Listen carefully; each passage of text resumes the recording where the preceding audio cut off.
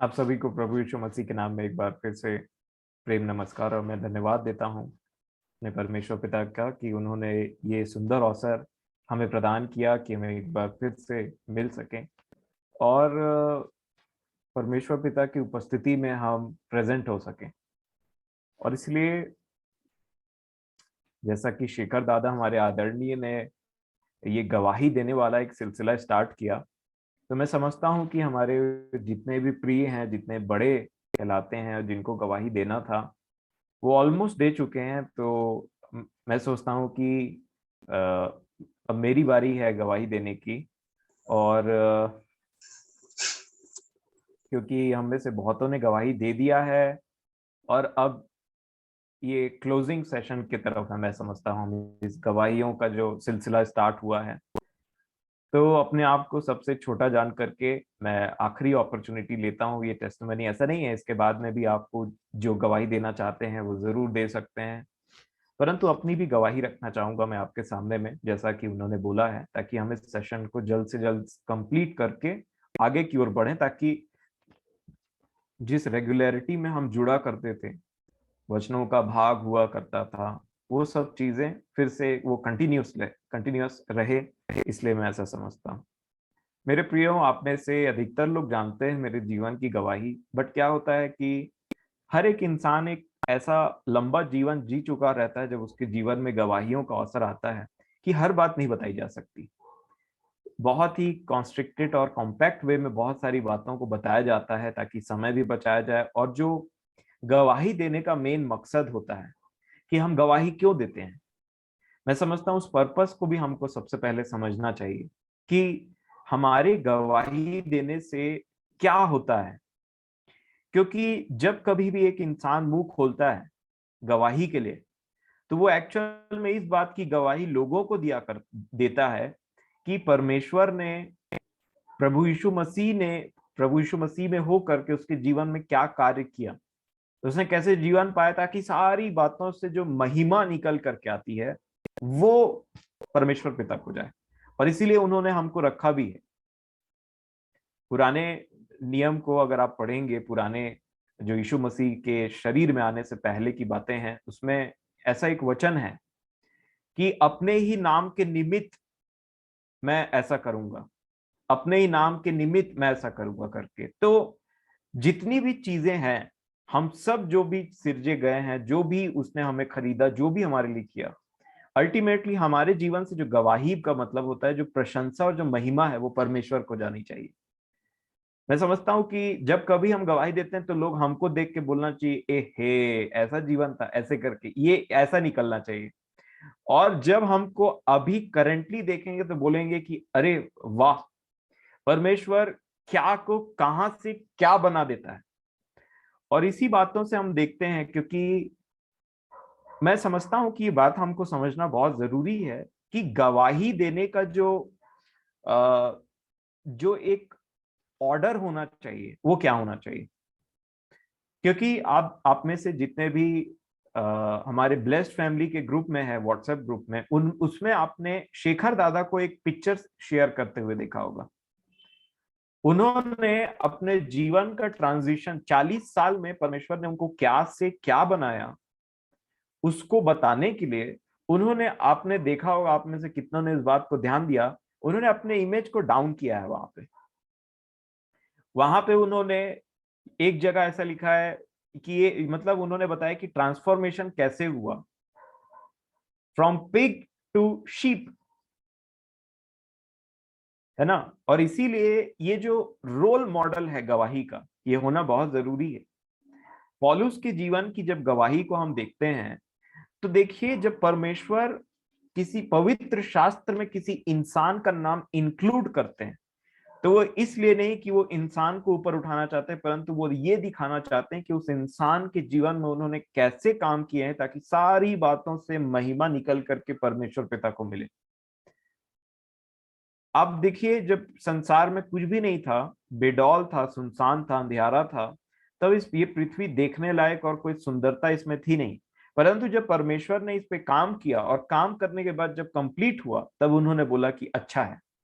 और तब मनुष्य यहाँ पे रहने लायक इसकी सुंदरता को देख करके बड़ा प्रसन्न होता है, और जो बुद्धिमान है वो सब बातों में परमेश्वर पिता की महिमा करते हैं, चाहे इस पृथ्वी की कोई भी कैसी भी सुंदरता हो।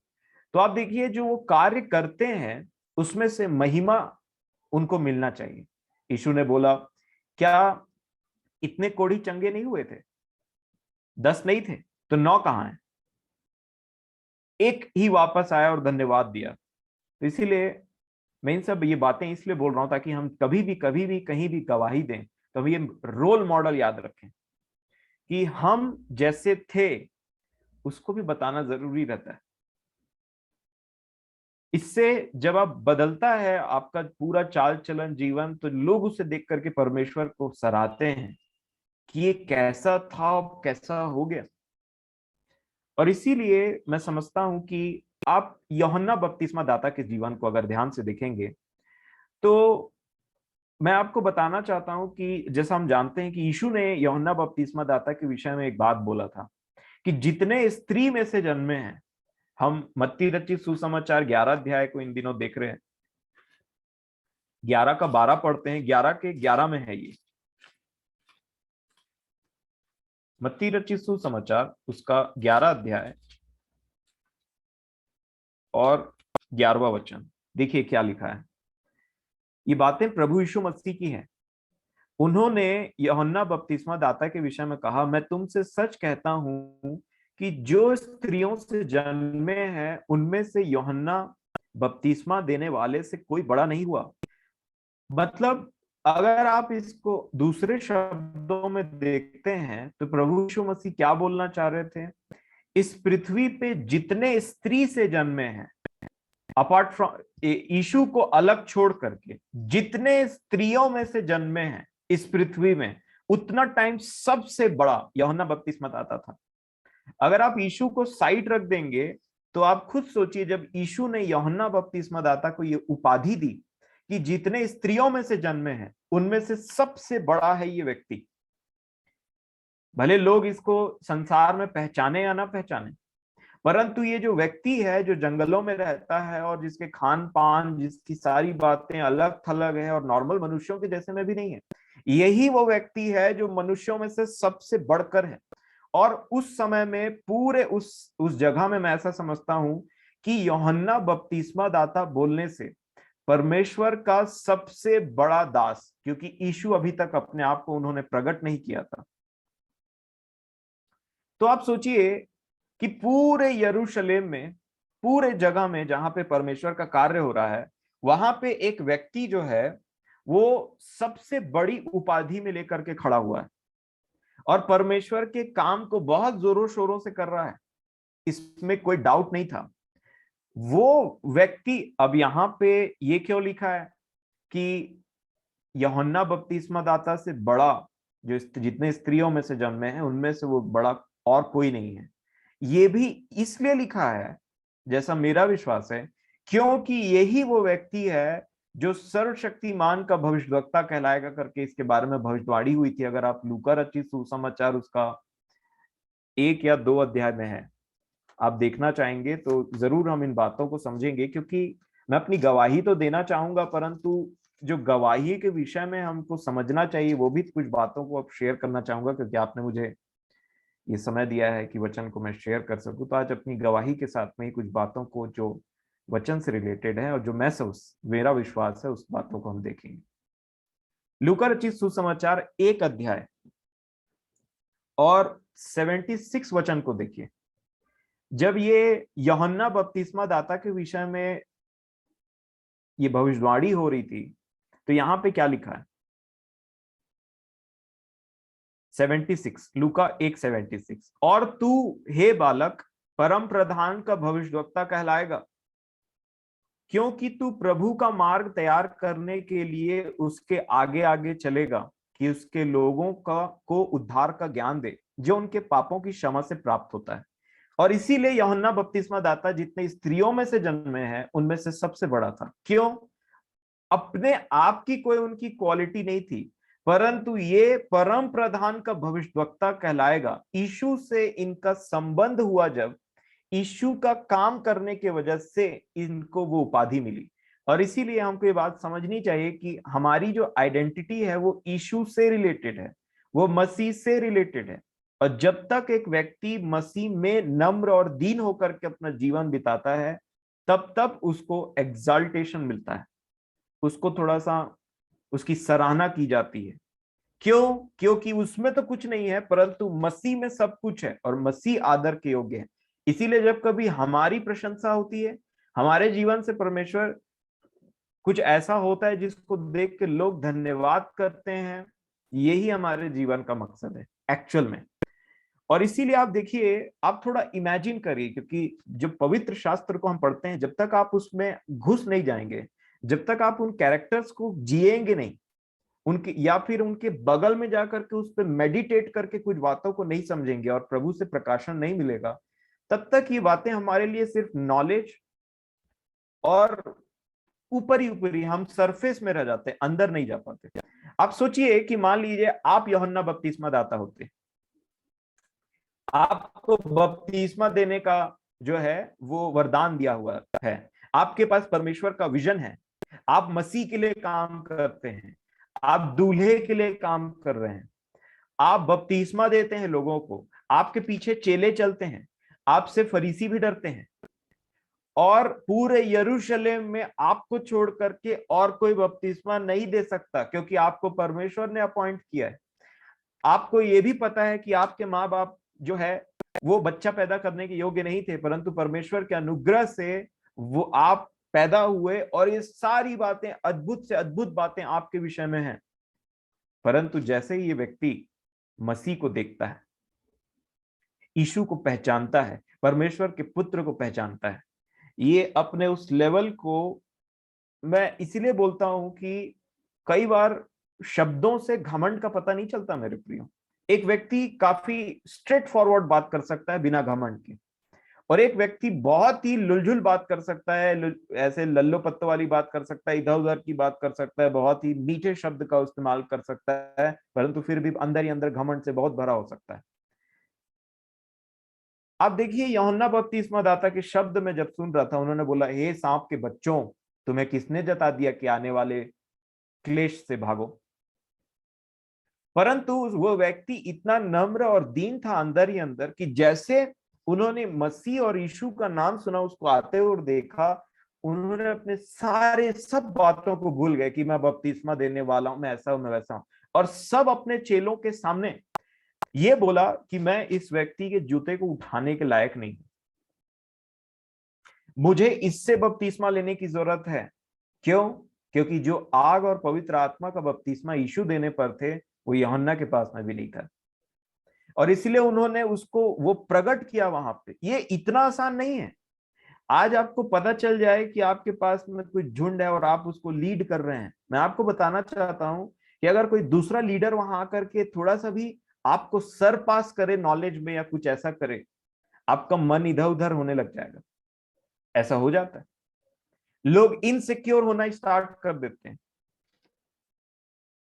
अगर आप यूहन्ना की पत्री को देखेंगे, देखिए यूहन्ना ने जो पत्रियां लिखी उसमें तीसरे पत्री को देखेंगे तो यहां पे एक ऐसा हुआ था। देखिए क्या लिखा है, तीसरा यूहन्ना की पत्री उसका 9वां वचन। यहां एक व्यक्ति था दियोत्रेफेस, आप इसको याद रखिएगा। यूहन्ना जब पत्री लिख रहे थे तो यहाँ पे एक व्यक्ति था, देखिए तीसरा यूहन्ना की पत्री और उसका 9 वचन क्या लिखा है, मैंने कलीसिया को कुछ लिखा था। किसने लिखा था? यूहन्ना ने। यूहन्ना बोलने से यीशु मसीह का सबसे करीबी चेला, सबसे प्रिय चेला, जिसका परमेश्वर ने इस योग्य, यीशु ने इस योग्य समझा कि जो उसको उनको परमेश्वर ने दिया है वो चीज उसको, वो यूहन्ना को दे सके। इस व्यक्ति ने कुछ कलीसिया को बोलना चाहा, तो हुआ क्या? देखिए 9 वचन, मैंने कलीसिया को कुछ लिखा था, पर दियोत्रेफेस जो उनमें बड़ा बनना चाहता है, कलीसिया में बड़ा बनना चाहता है। और जब कभी, देखिए कलीसिया जो है वो आत्मिक रूप है, और जब कभी शरीर इसमें पार्टिसिपेट करेगा, डिवीजन आएगा। मैं आशा करता हूं आप समझ पा रहे हैं। जब कलीसिया बोलने से आत्मा में उस एक आत्मिक लोगों का झुंड, आत्मिक कुंवारियों का झुंड, आत्मिक लोगों का झुंड जो यीशु के वचन को सबमिट करना जानते हैं, जो आत्मा में जीवित रहते हैं। और जब कभी शारीरिक व्यक्ति उसमें एंटर करता है, और चूंकि वो आत्मा की बातों को समझ नहीं सकता, और आप जानते हैं एक वचन ऐसा भी लिखा है कि शरीर और आत्मा एक दूसरे के विरोध में रहते हैं, और इसलिए आजकल कलीसिया में खूब फाइटिंग चलता है। क्यों? क्योंकि उनमें से कुछ ही लोग आत्मिक है और बहुत सारे लोग शारीरिक हैं, और आत्मिक और शारीरिक लोगों का कभी जम नहीं सकता मेरे प्रिय। इसीलिए जब आत्मिक तौर पे परमेश्वर के आत्मा से प्रेरित होकर के एक प्रेरित यूहन्ना ने कलीसिया को कुछ लिखना चाहा, तो दियोत्रिफेस नाम का एक व्यक्ति खड़ा हो गया। क्यों? क्योंकि अगर ये दोनों एक ही आत्मा के होते तो उनको यूहन्ना की बातों से कुछ प्रॉब्लम नहीं होता। परंतु कलीसिया में जो बड़ा बनना चाहता है, नाम, उपाधि, लीड करना, मैं आगे जाऊंगा, अगर ये बातें आत्मिक रूप से नहीं है तब बहुत बड़ी गड़बड़ी आती है। और ये यहाँ पे हुआ। मैंने कलीसिया को कुछ लिखा था, पर दियोत्रिफेस जो उनमें बड़ा बनना चाहता है हमें ग्रहण नहीं करता। हमें ग्रहण नहीं करता मतलब परमेश्वर को ग्रहण नहीं करता, क्योंकि यीशु ने ये सीक्वेंस बताया, जो तुम्हें ग्रहण करता है वो मुझे ग्रहण करता है, जो मुझे ग्रहण करता है वो पिता को ग्रहण करता है। मतलब जो तुम्हें ग्रहण नहीं करता है वो ना मुझे ग्रहण करता है ना पिता को ग्रहण करता है। इसलिए जब मैं आऊंगा तो उसके कामों की जो वह कर रहा है सुधि दिलाऊंगा। कि वह हमारे विषय में बुरी बुरी बातें बकता है, परमेश्वर की कलीसिया में आके, यीशु की कलीसिया में आके, यीशु के चेलों को जिसने उसको नियुक्त किया है फाउंडेशन बना करके, उन्हीं के विरुद्ध में बात करता है। तो नहीं है ये व्यक्ति डाकू कलीसिया के अंदर में। और इसीलिए हमको ये बात समझनी चाहिए यहाँ पे, ये सब इसलिए हुआ 9वें वचन में, आप इसको आगे पढ़ लीजिएगा, मैं उधर नहीं जाऊंगा। अब 9 वचन में लिखा है वो बड़ा बनना चाहता है, इसलिए ये सब डिस्प्यूट पैदा हुआ। जो कोई भी बड़ा बनना चाहता है वो प्रॉब्लम में फंसता है।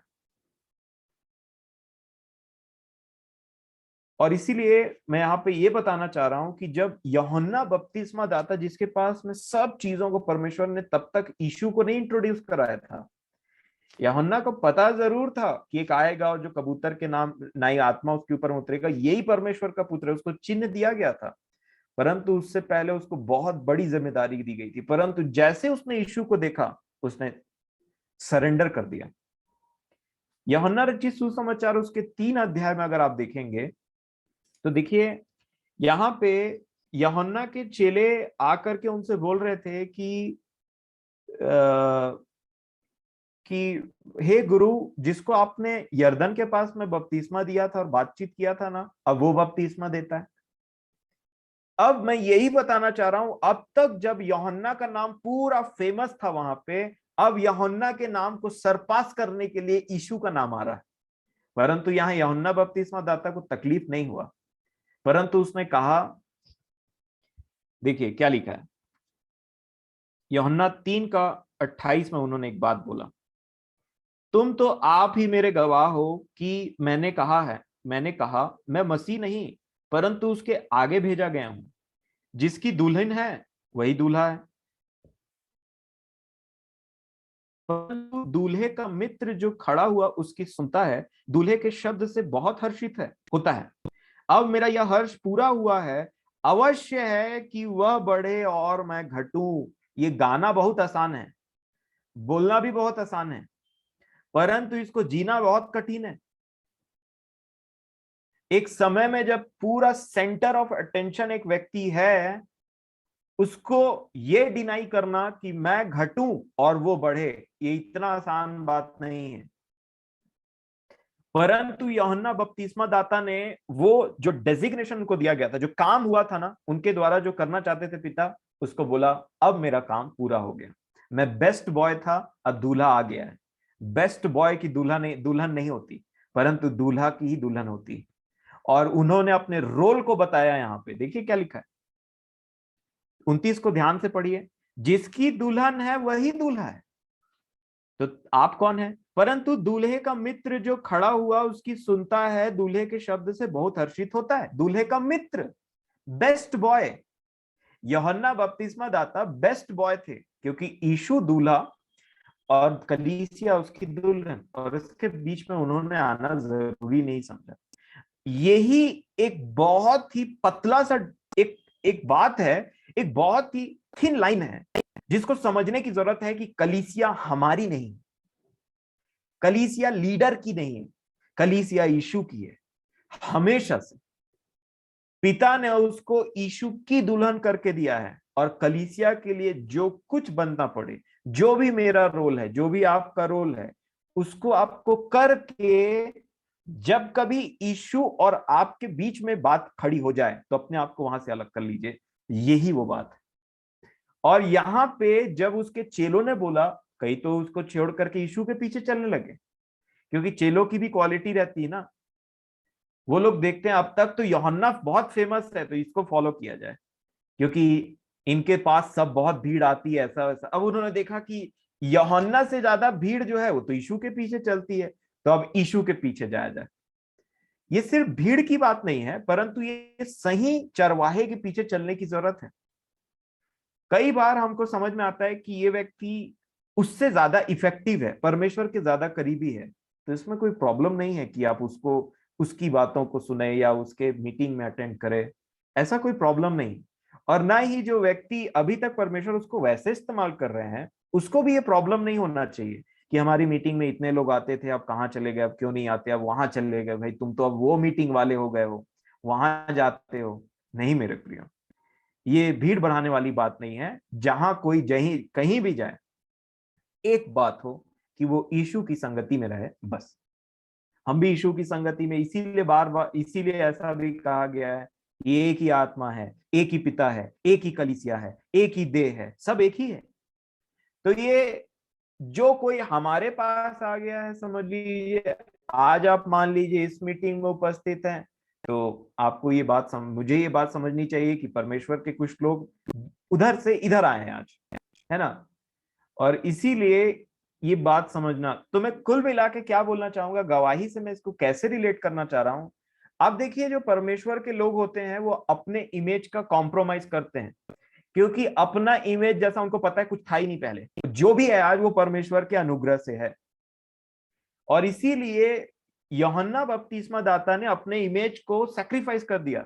ये मुझसे बड़ा है, मैं इसके पांव की जूतियां खोलने के लायक नहीं, मैं उसको उठाने के लायक नहीं, ऐसी ऐसी बात बोलने लग गए, क्योंकि उससे छोटी बात और कुछ की नहीं जा सकती। कि कोई व्यक्ति बोले, क्योंकि पांव बोलने से सबसे निचला चीज, उसके फुटवेयर बोलने से और कोई हार्डली उसको छूना चाहता। आप किसी के कपड़ों को उठा लेंगे, लोग कपड़ों को उठा के इधर उधर कर लेते हैं, उनके चीजों को, परंतु जब जूता चप्पल उठाने की बात होती है तो इंसान उसको पैर से ही साइड करना पसंद करता है, उसको हाथ से पकड़ना इतना आसानी से पसंद नहीं करता, है ना। परंतु यूहन्ना बपतिस्मा ने अपने इमेज को सेक्रीफाइस करते हुए उसकी महिमा की, और तब ये वचन आया है, अवश्य है कि वह बढ़े और मैं घटूं। ये हमारे जीवन में हमेशा होना चाहिए, क्योंकि ये अवश्य है।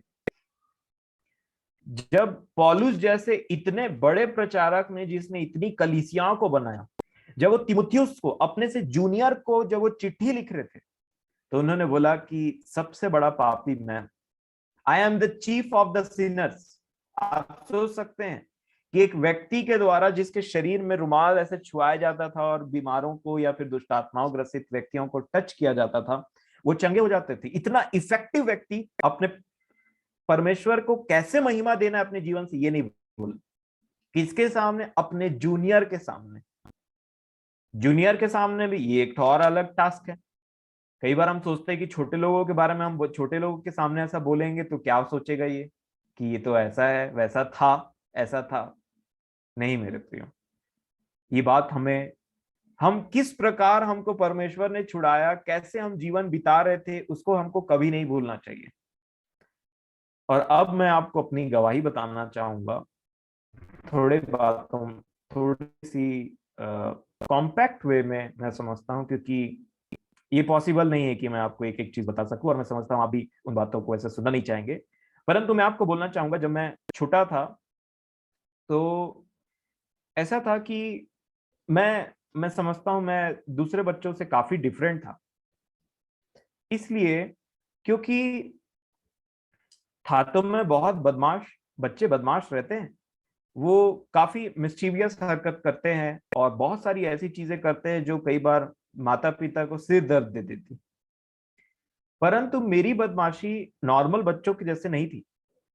जब मैं 5 साल का था तो मेरी एक छोटी बहन जिसका जन्म हुआ था वो मेरे से 5 साल छोटी, तो जैसे मैं 5 साल पहुंचा तो छोटी हुई।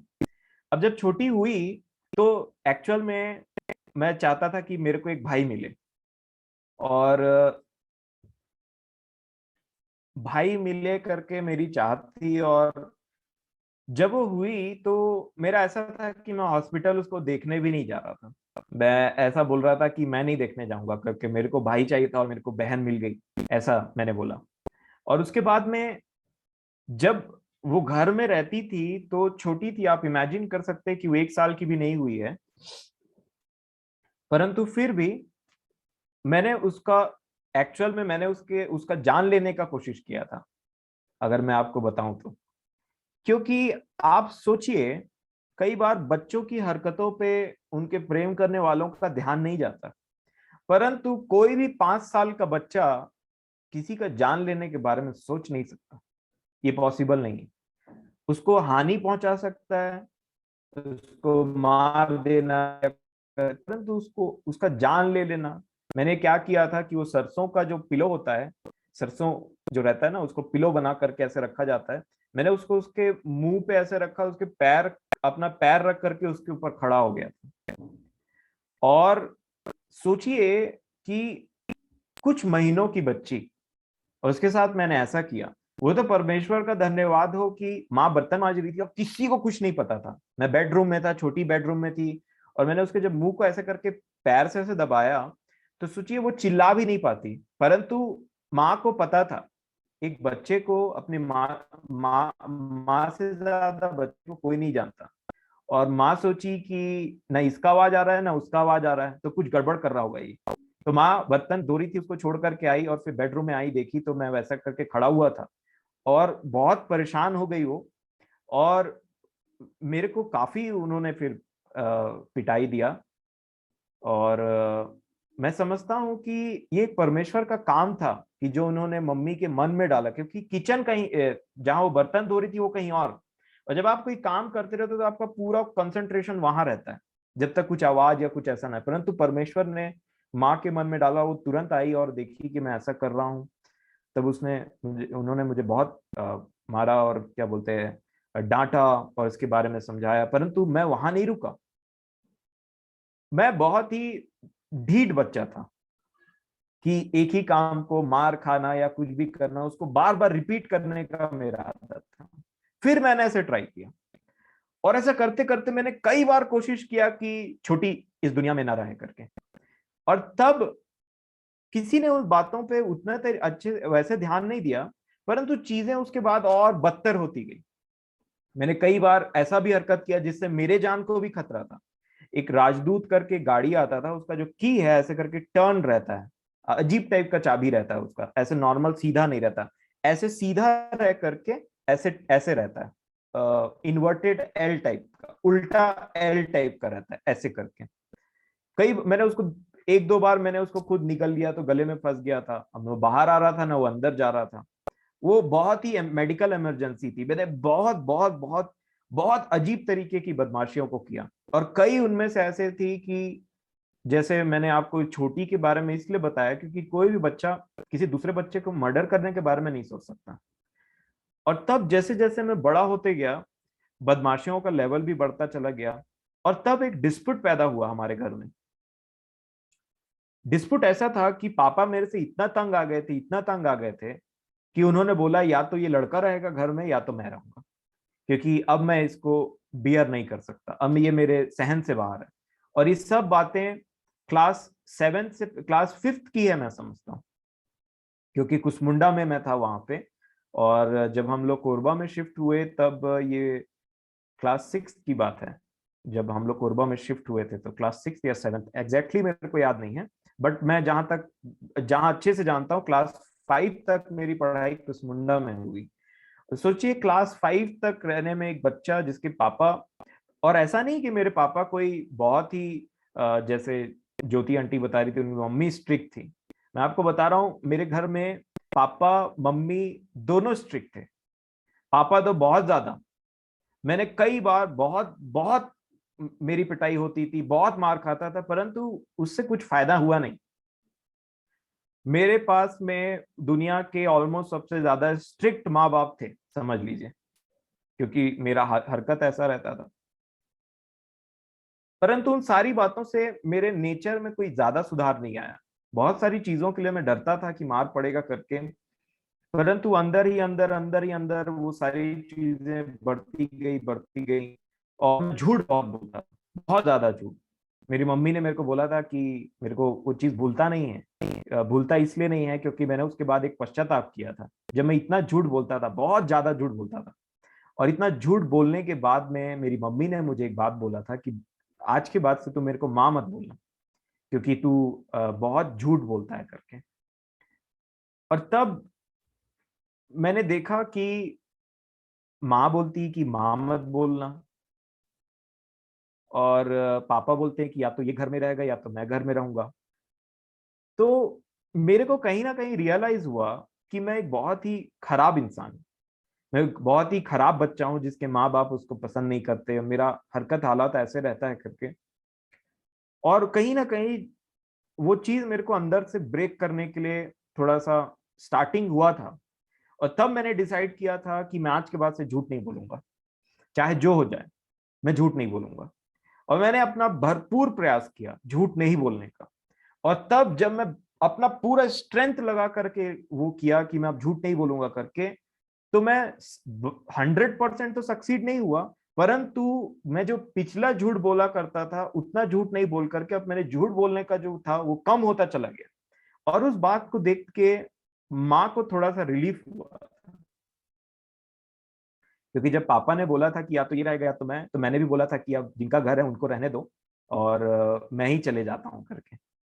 तो मम्मी मेरे और मैं दूसरे रूम में सो चुका था, दूसरे रूम में चला गया था, क्योंकि हमारे घर घर ऐसा था कि बेडरूम जो है एक था, तो सब एक साथ सोते थे। उस दिन एक साथ नहीं सो करके मैं दूसरे रूम में सो गया था कि जैसे ही सुबह होगा, यहीं से सामने का दरवाजा है, इसको खोल करके कुछ ना कुछ ट्रेन उन पकड़ करके मैं कहीं चला जाऊंगा करके। तो आ, माँ मेरे पास आई रात में, और उन्होंने बोला कि क्या हो गया, तो मैं बोला पापा ऐसा ऐसा बोल रहे हैं, अब मैं नहीं रहूंगा करके। तो बोली कि कहाँ जाएगा, मैं बोला कहीं भी चले जाऊंगा ट्रेन में बैठ करके। तो इन सब चीजों के बीच में माँ बहुत परेशान थी। फिर माँ ने बोला कि नहीं बेटा, पापा हैं, तेरा भला ही चाहते हैं, ऐसे करके। तो वो जो है, फिर से मैं पापा के पास गया, सॉरी बोला मैंने पापा को, रोया उसके बाद में। परंतु वो चीजों के बाद में कोई बहुत बड़ा सुधार नहीं आया जीवन में। बदमाशी का फ्रीक्वेंसी कम हो गया, परंतु अब होता है ना, जैसे जैसे एक इंसान बड़ा होते जाता है वो अलग टाइप का बदमाशी करता है। क्योंकि मेरे को आज भी याद है, मतलब माँ से बात हुआ था, तो माँ बोली थी कि पता है बाबू, ये भोपाल से एक पास्टर जी आए थे, और उन्होंने तेरे को देख करके हम लोगों को बोला था कि आपका लड़का, आप इसको सुधार लीजिए, नहीं तो ये बहुत बड़ा गुंडा बन जाएगा आगे चल करके, और आप ये आपके बस में नहीं रह पाएगा, आप इसको नहीं संभाल पाओगे। और कहीं ना कहीं मेरे को भी ऐसा लगता है। और उन्होंने एक बात और बोला था, और अगर ये सुधर गया तो ये बहुत बड़ा भक्त बन जाएगा, ऐसा उन्होंने कहा था। तो मैं समझता हूं कि उन सारी चीजों के बाद ऐसा हुआ कि जब मैं 11th 12th में पहुंचा, मेरे को अच्छे से याद नहीं है, बट 10th के बाद में जो हुआ था मेरा लाइफ, मैं अपने आप को मैं देख करके बहुत ही शोकित होता था कि मेरा जीवन ऐसा क्यों है, मैं एक अच्छा इंसान नहीं हूँ, और बहुत ही खराब जीवन। और मैं पैसों के मामले में तो मैं बिल्कुल भी वो नहीं था, क्या बोलते हैं उसको, ईमानदार नहीं था। मैंने कई ऐसे पैसों के मामले में काम किए जो मुझे नहीं करना चाहिए था। जैसे स्कूल वगैरह में आते हैं, वो बोलते थे ओल्ड एज होम के लिए आप कलेक्ट कर सकते हो, तो हमने जो पैसा कलेक्ट किया था, उसको पैसा कलेक्ट करने के बाद में जब मैंने देखा कि काफी पैसा कलेक्ट हो गया, तो मैंने उसको सबमिट ही नहीं किया। मैं बोला अब अब तो ज्यादा पैसा मिल गया है, तो इसको सबमिट नहीं किया जाए, इसको अपने पास में रखा जाए पैसा करके। ऐसा पैसों के मामले में बहुत ज्यादा मैं अनफेथफुल इंसान था, बहुत ज्यादा। और इसीलिए मैं आपको ये बातें इसलिए बता रहा हूं, क्योंकि ये सारी बातों को प्रभु ने उलट पुलट करके एकदम नया कर दिया जब मैंने जीवन पाया और तो बात ऐसी ही कि 11th और 12th में ऐसा हुआ और उसके बाद में मैंने 12वीं में पूरा मन बना लिया कि नहीं, मुझे बपतिस्मा लेना है, मुझे मन फिराना है करके। और मैं अपने पूरे मन से मैंने पश्चाताप किया था एक्चुअल में कि मैं ना झूठ बोलूंगा, जितना भी मैं जानता था कि मेरे अंदर जो चीज है मैं ऐसा नहीं करूंगा, वैसा नहीं करूंगा, और इस चीज का उपाय है कि मैं प्रभु के पास चल जाऊं। तो 12वीं में मेरा जो फोकस है वो प्रभु के ऊपर थोड़ा सा ऐसा टर्न हुआ था, क्योंकि मैं बहुत डिप्रेस्ड रहता था अपने हरकतों से और अपने मतलब चाल चलन से और अपने माँ बाप को दुखी देख करके मेरा पढ़ाई में भी कुछ ऐसा मन नहीं लगता था। तो जब मैंने अपने लाइफ को उधर टर्न किया तो मैंने थोड़ा सा रिलीफ महसूस किया और मैं उसमें थोड़ा सा बेंट हुआ मेरा, और तब मैंने मन फिरा करके बपतिस्मा लिया। परंतु जब मैंने बपतिस्मा लिया तब मैंने मन फिराव का बपतिस्मा लिया। पवित्र आत्मा के बारे में मैं कुछ नहीं जानता था, कुछ भी नहीं जानता था। बपतिस्मा हो गया, उसके बाद मैं कॉलेज आ गया। कॉलेज आने के बाद में मैं मेरी जो बदमाशी थी, गाली देना, गंदे संगति में रहना, ये सब मैंने भरपूर प्रयास किया था। और जो कॉलेज में आपको संगति मिलती है वहां पे ऐसा होता है कि लड़के हो या लड़कियां हो, कि आजकल ऐसा होता है, पहले से भी शायद ऐसा था, जब से मैं पढ़ा हूं तब से ऐसा था, मैं ऐसा बोलना चाहूंगा कि आप जब कॉलेज में एंटर करते हो तो वहां पे जो ज्यादा गाली देता है, जो ज्यादा इधर उधर की बातें करता है, उसके पास में बड़ा झुंड इकट्ठा रहता है।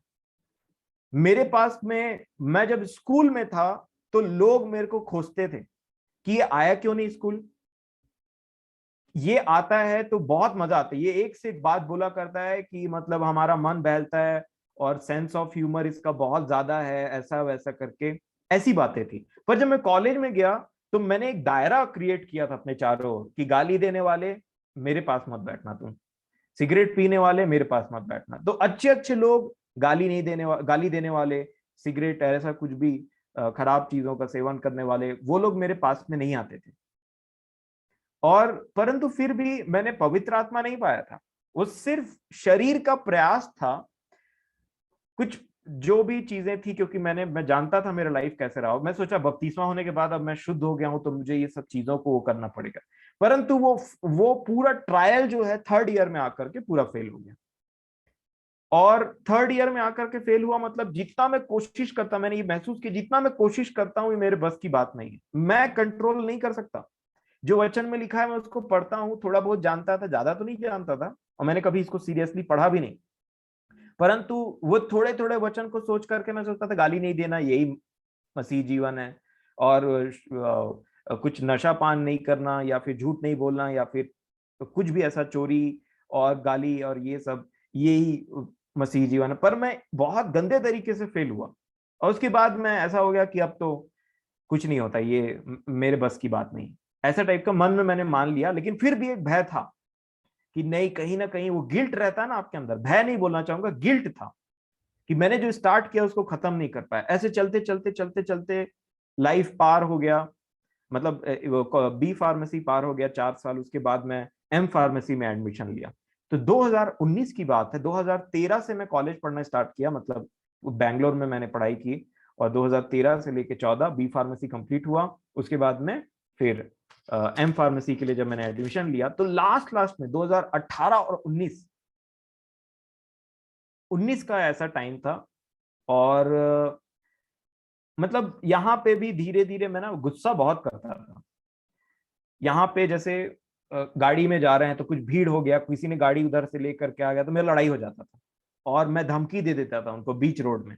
तो मेरे जो पीछे बैठे रहते थे उन लोगों को डर लग जाता था कि ये कैसे बाहर का लड़का है और यहाँ के लोकल लोगों को धमकी देता है कि ऐसा वैसा करके। तो वो बहुत एकदम वो हो जाते थे, शांत रह जाते थे। और मैं बहुत ही डोमिनेटिंग नेचर का था। जब हम लोग एम फार्मेसी में हम रहते थे तो मैं था, मेरे साथ में 2 और दोस्त रहते थे, हम पढ़ाई कर रहे थे, तीनों एक ही एज के थे। परंतु रूम में कुछ ऐसा हो जाता था तो मैं बहुत जोर से डांटता था ना, तो आप यकीन मानिए मेरे साथ के लोग रोने लग जाते थे कि जब मैं उनको ऐसा डांटता था या जोर से चिल्ला करके बात करता था। वो भी मेरे एज के हैं, जूनियर नहीं थे, मेरे ही साथ पढ़ते थे। और मेरे को फिर उसके बाद में बहुत खराब लगता था। तब मैंने समझा कि ये जो गुस्सा है मेरे कंट्रोल की बस की बात नहीं है। ये जो क्रोध क्रोध है, ये जो लड़ाई झगड़े वाली बात है, ये जो डोमिनेटिंग ये चीज है, ये मेरे बस की बात नहीं। तब मैंने फिर से एक बार सरेंडर किया प्रभु को। और क्या होता है कि मैं आपको बताना चाहता हूं मेरे प्रियो, मैंने ना अपने जिंदगी का बहुत सारा समय अकेले काटा है, बहुत सारा समय अकेले काटा है। क्योंकि बचपन में मैं ऐसा था, तो उसके चलते मतलब होता है ना कि आप जब जब घर में आपको कोई पसंद नहीं कर रहा है तो आप मिल नहीं पाते, घुल नहीं पाते। उसके बाद में जब मैं कॉलेज गया तो वैसे भी कोई नहीं था, ना परिवार वाले थे और ना ही कोई रिश्तेदार थे, ना कोई था, मैंने अकेले यहाँ पे रहा। तो एक अकेलेपन को पाप मतलब अकेलेपन नहीं बोलना चाहूंगा, पर वो जो था ना कि मैंने बहुत सारी चीजों को अकेले फेस किया, कोई गाइडेंस नहीं, कोई किसी भी चीज नहीं। तो मैंने अकेले ही एक दिन रात में पुकारा प्रभु को, और अकेले ही मैंने रो रो करके मैं ना रोना तो मैं तो ऐसा सोचता था, क्योंकि मैं जब चर्च में जाता था ना तो बहुत सारे लोग रो देते थे अचानक से, तो मैं बोलता था कि इन लोगों को रोना कैसे आ जाता है, मेरे को आज तक समझ में नहीं आया। कैसे रो सकता है कोई इंसान सबके सामने में, इतने बड़े बड़े हो गए और उसके बाद में कभी भी कुछ भी रो देते हैं। इवन ग्रेवयार्ड में कई मेरे प्रियों का देहांत हुआ था, वहां पे मैं जाता था और लोग चिल्ला चिल्ला करके रोते रहते थे, तो मेरे को आज तक कभी रोना नहीं आया। दुख लगता था, बट मैं पूरा कोशिश करता था कि मैं सैड रहूं, परंतु मेरे को आज तक कभी रोना नहीं आया। पर उस दिन ऐसा हुआ उस दिन ऐसा हुआ कि जब मैं अपने पापों का अंगीकार ले, और मैंने अपने हृदय की बातों को खोल करके कहा, क्योंकि पेरेंट्स नहीं थे पास में और बताता तो भी शायद समझते नहीं, और कोई और भी नहीं था जिससे मैं ये बातों को बोल सकूं। तो मैंने बोलना स्टार्ट किया, प्रभु ऐसा है, ऐसा किया, मैंने ऐसा किया। और बोलते बोलते बोलते बोलते बोलते जब अब मैं मिड वे में था, बोल ही रहा था इन बातों को, अपने हृदय की बातों को खोल ही रहा था, आपको बताओ मेरा हृदय टूट गया। और फिर मैं अचानक से बच्चों के जैसे रोने लग गया, और मैं बहुत रोया उस दिन। और रोते रोते मैंने सब बातों का अंगीकार किया। उसके बाद में मेरा विश्वास था कि प्रभु वो रूम में उपस्थित है। मैं रो तो जरूर रहा था, परंतु मैंने प्रभु की उपस्थिति को महसूस किया था ना। मैंने आंख खोल के भी देखने की कोशिश किया, परंतु मुझे कुछ दिखाई नहीं दी। परंतु मेरा जो एक था, मैं आंख बंद करता था, ऐसा लगता था यहीं पे कोई है, यहीं पे कोई खड़ा हुआ है, और मैं उसी के सामने सब बातों को बोल रहा हूँ।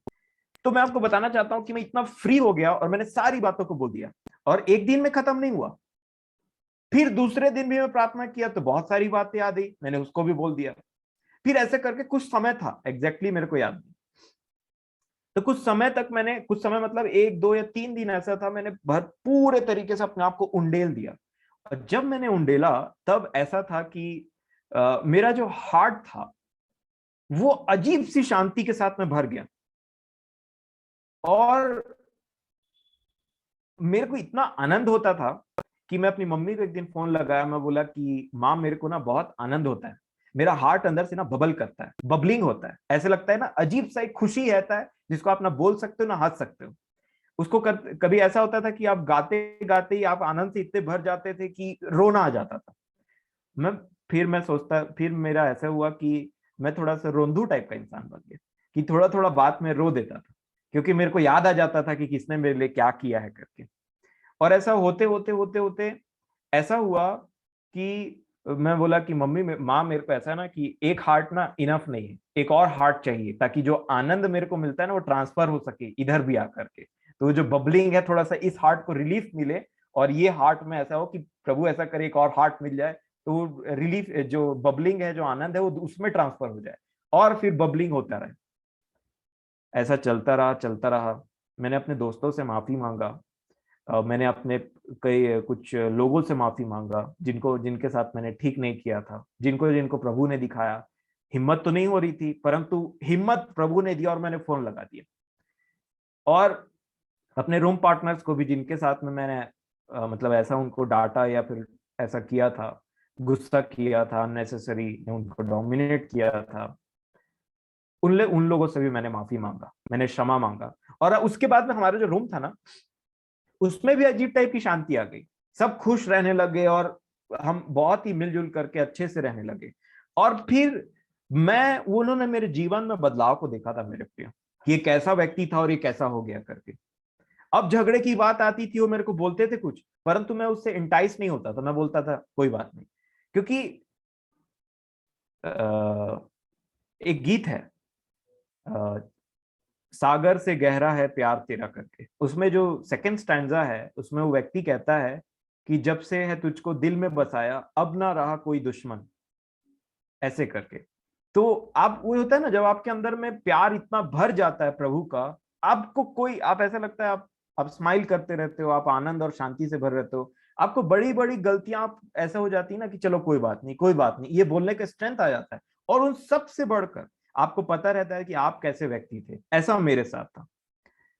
और इसके बावजूद भी मुझे वचन में कुछ समझ में आता तो था नहीं, परंतु मैंने वचन पढ़ना स्टार्ट किया और घंटों घंटों में पढ़ता था, रूम बंद करके, फास्टिंग कर करके मैंने बहुत पढ़ाई किया। तो मुझे बहुत सारे राजाओं का, पुस्तकों का नाम याद हो गया, पर फिर भी बहुत सारी बातें समझ में नहीं आई। थोड़ी थोड़ी बातें समझ में आती थी, उसी से मेरा जीवन चलता था। फिर यूट्यूब में मैंने वीडियो स्टार्ट किया देखना, क्योंकि मेरा जो अंदर का भूख प्यास था वो मिट नहीं रहा था। ऐसा लगता है कि कोई वचन के बारे में ऐसा कुछ मुझे शिक्षा दे। और उसके बाद में फिर बिली ग्राहम अंकल के द्वारा मुझे काफी मदद मिला, उनको मैं सुनता था। और भाई सूरज प्रेमाणी है भैया, उनके द्वारा भी मुझे काफी हेल्प मिला इनिशियल डेज में, क्योंकि जो मेरे जीवन में होता था प्रभु उनके द्वारा वो बातों को बोलवाते थे। तो मैं बोलता था, अरे ये तो मेरे जीवन में हुआ करके, आज सुबह हुआ, कल शाम में हुआ, ऐसा मैं सोच रहा था, ये वचन में भी लिखा है। ये सब सारी बातें आपको विश्वास को बढ़ाने में बहुत मदद करती। और उसके बाद में मुझे एक वचन मिला। मैं समझता हूं जिस दिन मैं यूहन्ना बपतिस्मा का तो मैंने बपतिस्मा ले लिया था। यूहन्ना बपतिस्मा दाता का बपतिस्मा मतलब मन फिराव का बपतिस्मा तो मेरा हो गया था, पर मैंने पवित्र आत्मा का नाम नहीं सुना था। और वो पवित्र आत्मा का बपतिस्मा मुझे यीशु मसीह ने मेरे ही रूम में दिया, कोई व्यक्ति उसमें इन्वॉल्व नहीं था, ये ऐसा मेरा मानना है। और उसके बाद में ऐसा हुआ कि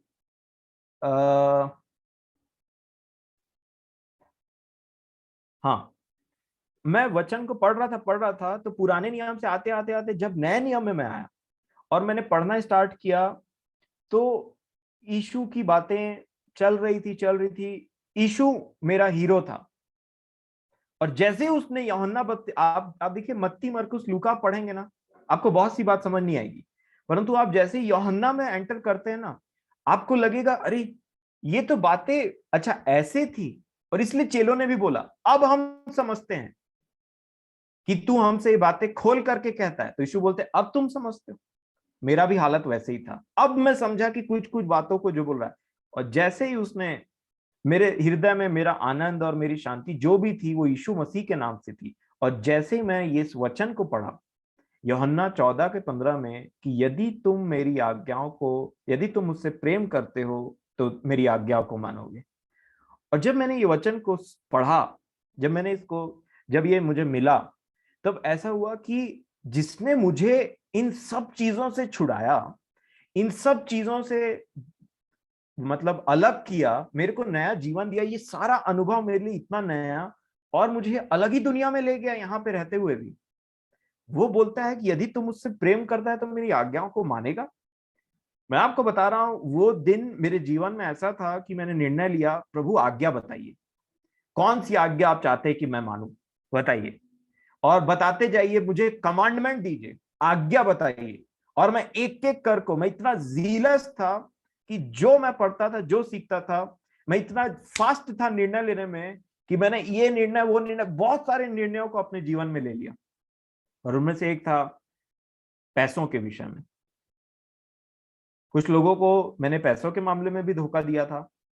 और उतना टाइम एक एक ऐसा भी था कि मैं बैंगलोर में आया तो मैंने एक बोलना चाहिए ना, एक बिजनेस था मेरा।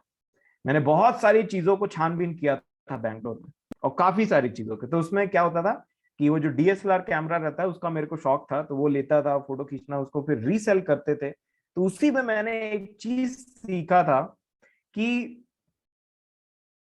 मतलब जो बिजनेस माइंड होता है ना, कि जैसे इंपोर्ट एक्सपोर्ट बोलते हैं ना, वो बड़ा हो जाता है। ये क्या था कि मैं इसको कम प्राइस में खरीदता था, उसको यूज करता था और ज्यादा प्राइस में बेच देता था। तो ये जो पैसों का मामला था ना, इसमें, और मेरे को घर से कोई पैसे की कमी नहीं था। तो इसीलिए मैं आपको एक बात बोलना चाहूंगा, आप ये मत सोचिएगा कि कभी भी जो लोगों के पास धन बहुत ज्यादा रहता है वो धन से कभी भी सेटिस्फाई हो सकते हैं। वो कभी भी धन से सेटिस्फाइड नहीं हो सकते।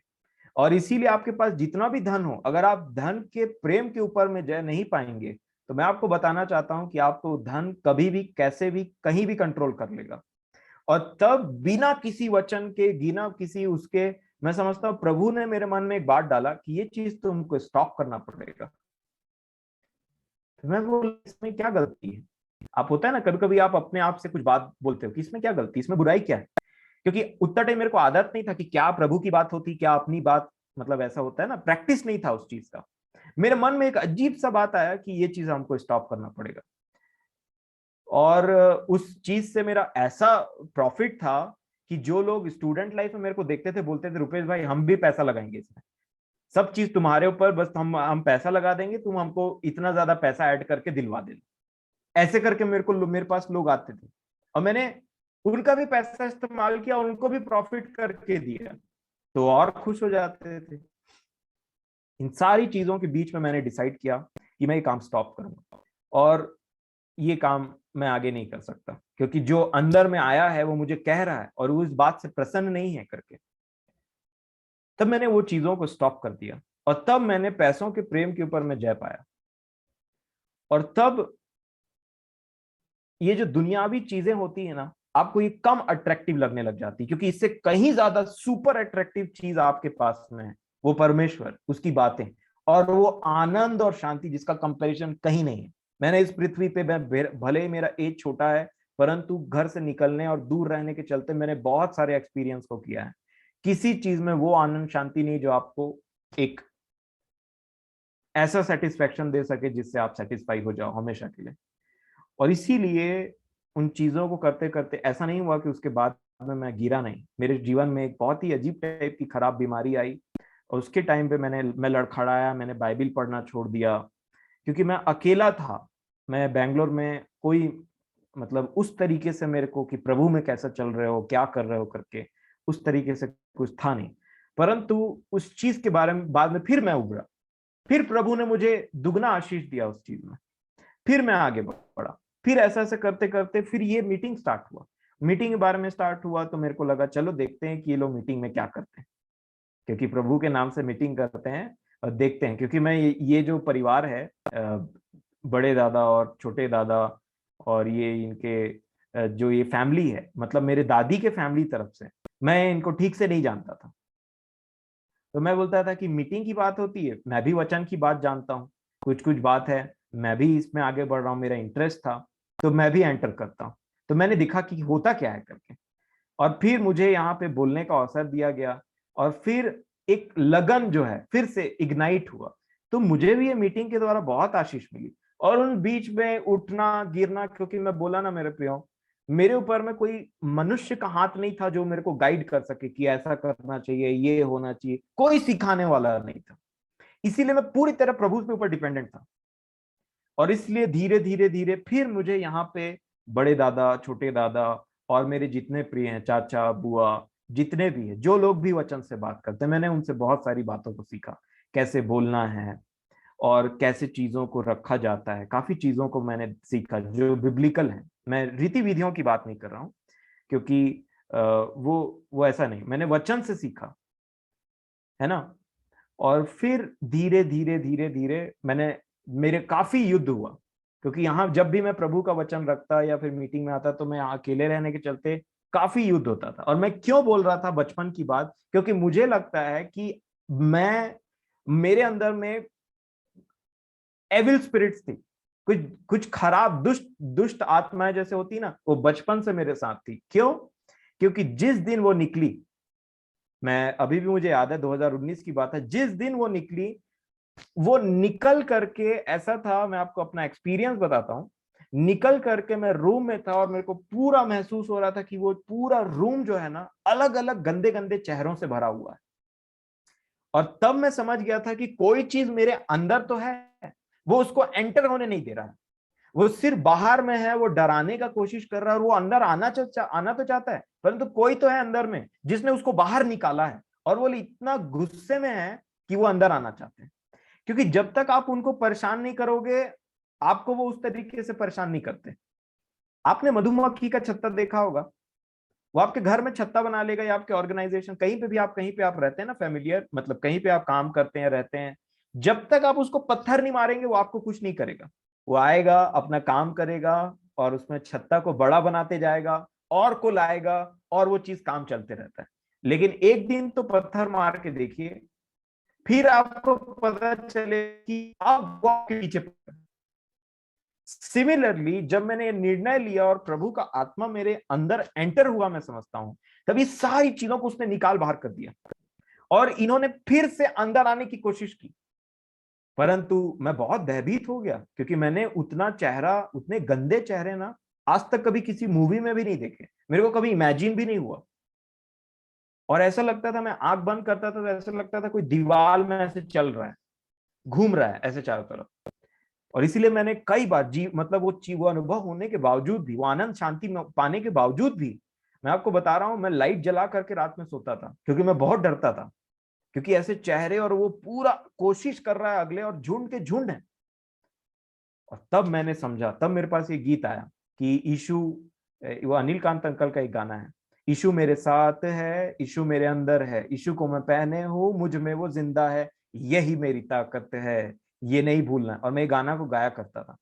धीरे धीरे धीरे सारी चीजें जो है स्मूथ हो गई। लड़ाई था, परंतु उस प्रकार का अटैक नहीं था। और उसके बाद में भी ये लड़ाई चलते रहा, और मैं धीरे धीरे धीरे आगे बढ़ते रहा। मैं गिरा उठा, जैसा होता है ये मसीह जीवन में। और मेरे साथ हुआ था, मैं आपको ये बोलना चाहूंगा, के साथ नहीं होता तो अच्छी बात है, परंतु मेरे साथ हुआ। कई बार ऐसा हुआ, गिरा उठा, फिर ऐसे लगा बस हो गया, खत्म। तो आपको मैं बताना चाहता हूं कि परमेश्वर एक ऐसा परमेश्वर है कि आप जब कभी भी गिरते हो और सोचते हो ना सब खत्म हो गया, जब कभी आप डिप्रेस, क्योंकि आपको ये चीजें बहुत ज्यादा डिप्रेस कर दे, जो जितना बड़ा प्रेमी है प्रभु का, उसको छोटी सी छोटी बात उसके विषय में, अपने जीवन के विषय में जो वचन के अनुसार नहीं, वो डिप्रेस कर सकती, छोटी सी छोटी बात भी, चाहे वो सच हो चाहे झूठ हो। और जब ऐसा होता है तो आपको लगता है सब खत्म हो गया, अब कुछ बाकी नहीं रहा, अब फिर से वही जीवन हो गया, अब फिर से सब खराब हो गया, मैंने सब खराब कर दिया, ऐसे हो जाता है। तो आप एक, ऐसा होता है ना, आपका जो सोल है, जो आपका प्राण है, वो बहुत गिरा जाता है, मूर्छित हो जाता है। और तब मैं आपको एक चीज बताना चाहता हूं, जब आपको ऐसा लगे, और आप फिर भी आपके मन में एक ऐसा एनकरेजमेंट हो कि प्रभु के पास एक बार मैं जाऊंगा, यही उड़ाव पुत्र का है दृष्टांत। उड़ाव पुत्र पहले भी पुत्र था, परंतु पुत्रत्व को छोड़ करके वो कहीं और गया, और फिर उसके बाद में उसके जीवन में बहुत सारी ऐसी बात हुई, परंतु वो वापस आना चाहता, उसको एक्सेप्ट किया गया। इसीलिए हम उसको पिता बोलते हैं, फादर, पापा। और मैं आपको बताना चाहता हूं मेरे प्रियो, कई बार आपको लग सकता है कि आप एक ऐसे जगह में हैं जहां से वापस आना मुश्किल है, नामुमकिन है। पर मैं आपको बताता हूं, कई बार वो समुद्र का था नहीं होता है, वो कई बार नहीं, अब तक मैं और आप जीवित है ना, तो वो कई बार मछली का पेट होता है, जिसको हमको लगते रहता है कि हम समुद्र में चले गए और अब उसके बाद ना कोई और देखेगा, ना हम कभी वापस आ पाएंगे। परंतु परमेश्वर मुझे और आपको समुद्र के था में तो जाने के लिए देता है, लेकिन हमको लगता है अब हम समुद्र के अंदर में ना, अब तो ये बहुत ऊपर वाली बात है, हम बहुत डीप चले गए। परंतु एक्चुअल में उसने मछली को अपॉइंट किया रहता है कि वो आपको पकड़ के अपने पेट में रखे, ताकि जब कभी भी आप पूरे मन से वापस होल हार्टेडली उसको पुकारें, वो आपको बता दे कि तुम समुद्र के अंदर में तो थे, परंतु मरे नहीं, खत्म नहीं हुए, मिट नहीं गए। और तब आप योना की प्रार्थना को जरूर पढ़िएगा। मछली के पेट में, मतलब डीप, जहां उसने कहा, क्या बोला उन्होंने पता है, जहां पहाड़ का जड़ है वहां पहुंच गया था, शियोल में पहुंच गया था, अधोलोक में पहुंच गया था, और वहां से मैंने पुकारा तो क्या लिखा पता है, तूने अपने पवित्र मंदिर में से उत्तर दिया। कहां पवित्र मंदिर, मतलब हेवन ऑफ हेवेंस, तीसरा स्वर्ग, और कहां वो थे। ये पावर है प्रार्थना में। और मैंने कई बार परमेश्वर के उस अनुग्रह और दया को महसूस किया है, जिससे मुझे ये बात समझ में आ जाए कि मेरे अंदर में कोई भी चीज ऐसी नहीं है कि जिसको मैं बोल सकूं कि ये मेरी वजह से हुआ है, या किसी चीज पे घमंड कर सकूं। और इसलिए जब कभी घमंड करने का अवसर आए तो परमेश्वर के ऊपर मैं घमंड करने का अवसर आए। और यहीं पे मैं अपनी बात को समाप्त करूंगा। आज डेफिनेटली मैं कनान में हूं, और कनान में जो युद्ध चल रहा है वो कई बार आपको असहनीय जान पड़ता है। और मैं समझता हूं कि मेरा जो स्पिरिचुअल एज है वो ज्यादा तो नहीं है, परंतु डेफिनेटली प्रभु ने मुझे काफी स्ट्रेंथ दिया है। वो मेरे साथ है, भले मेरे परिवार वाले मेरे साथ नहीं रहे।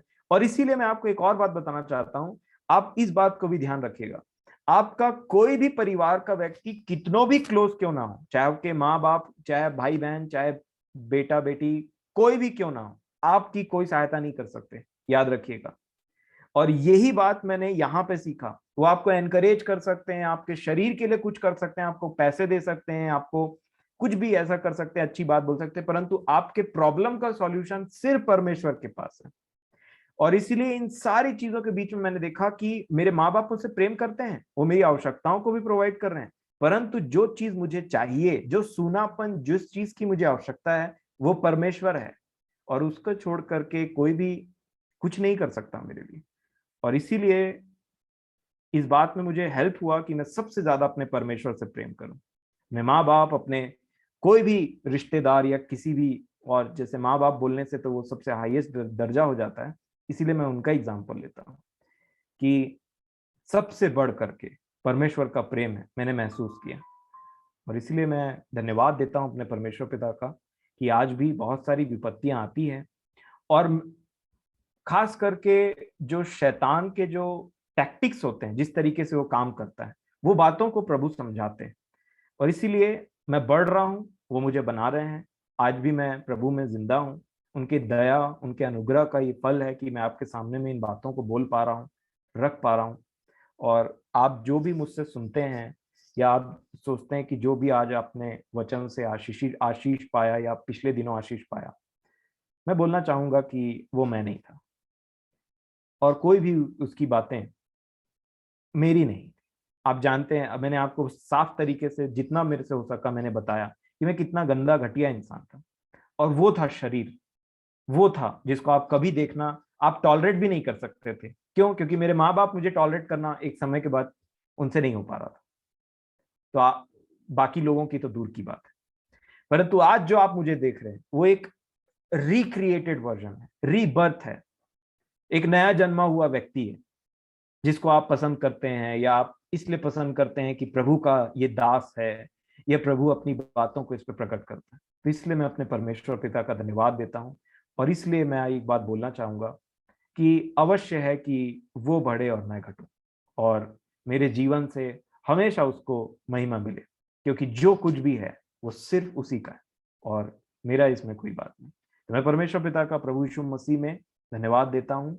मेरा हृदय का राजकुमार, मेरा सब कुछ, मेरा परमेश्वर, जिसने मुझे जीवन दिया, और जब इस पृथ्वी में मेरा कोई इलाज नहीं था तब उसने मुझे जिलाया, और उसने बताया कि एक सबसे बढ़कर के पिता है, एक है जो जीवन दे सकता है, जिसको कोई छीन नहीं सकता। और इसलिए मैं बहुत आनंदित हूं, और मैं उससे उतना ही प्रेम करता हूं। मेरा जीवन ही उससे प्रेम, ये लव मैरिज है, ये अरेंज मैरिज नहीं। और इसलिए जिसका अधिक क्षमा होता है वो अधिक प्रेम करेगा, ये एक डायरेक्टली प्रोपोर्शनल एक फॉर्मूला है बाइबल का। और ये मेरे जीवन की गवाही है। आप सभी को सुनने के लिए मैं धन्यवाद देता हूँ। समय थोड़ा ज्यादा हो गया, परंतु परमेश्वर पिता को सारी बातों से हमें के लिए महिमा मिले। और आगे भी आप मेरे लिए प्रार्थना करते रहिए, जैसे हम एक दूसरे के लिए प्रार्थना करते हैं और बढ़ते हैं, क्योंकि प्रार्थना में बहुत बल है मेरे प्रियो। नॉलेज एक तरफ है, परंतु जब तक उसकी सहायता ना हो, योना परमेश्वर के बारे में सब कुछ जानता था, ए टू जेड, परंतु फिर भी जानबूझ करके उनकी आज्ञा से वो पलटी खा गए। नॉलेज आपको बेटर पर्सन नहीं बनाता, परमेश्वर का अनुग्रह आपको खड़ा करता है। आप पढ़िएगा मत्ती रचित सुसमाचार में, इससे पहले कि पतरस को पता चले कि तू परमेश्वर का मसीह है। मैं आपको बताना चाहता हूं कि एक और व्यक्ति था, कुछ और व्यक्ति थे जिनको पता था कि मसीह यरूशलेम में पैदा होने वाला है। हेरोदेस को भी पता था, आप पढ़ लीजिएगा। फरीसियों ने बताया कि मसीह यरूशलेम में पैदा होने वाला है। नॉलेज उनका कुछ नहीं कर पाया।